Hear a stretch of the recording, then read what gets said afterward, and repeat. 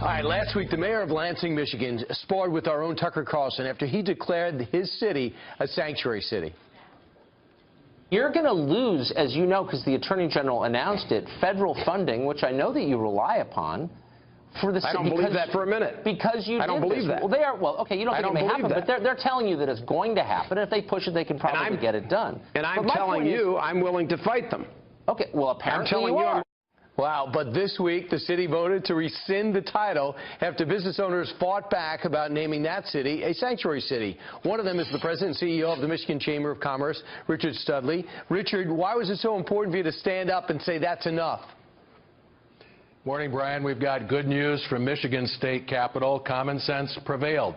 In response to concerns expressed by the local chamber and the Michigan Chamber and everyday folks, the city council voted to rescind a poorly worded and potentially very costly sanctuary cities designation.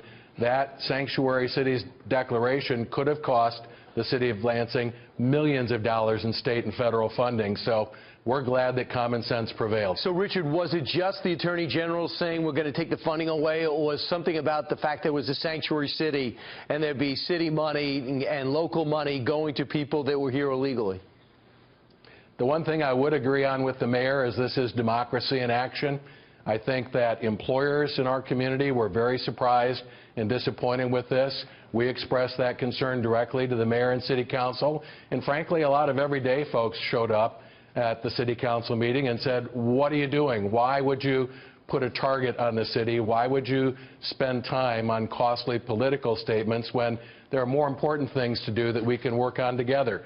Fix the roads, fix the streets, improve public safety, work together on regional cooperation. So hopefully we're back on track with a more focused and productive economic agenda. This is another example of people in Washington not understanding, or people in police power not understanding the pulse of the people.